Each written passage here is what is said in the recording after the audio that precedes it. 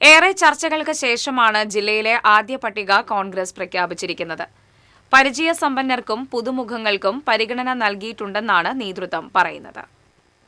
Thrissur നിയോജകമണ്ഡലത്തിൽ ചർച്ചകളേറെ ചുറ്റിത്തിരിഞ്ഞു. ആദ്യഘട്ടത്തിലുണ്ടായിരുന്ന A Prasad, Joseph ടാജറ്റ് എന്നിവരുടെ പേരുകൾ ഒഴിവായപ്പോൾ TV. ചന്ദ്രമോഹനെയും Rajan പല്ലനെയും കേന്ദ്രീകരിച്ചായി ചർച്ചകൾ.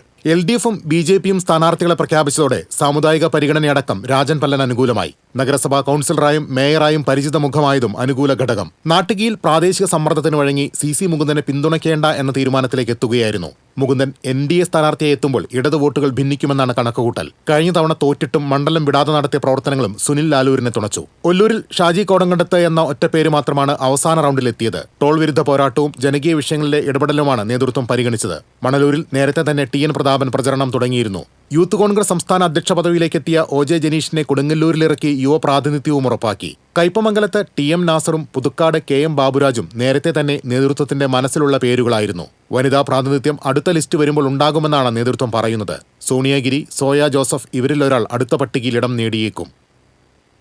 News desk TCV.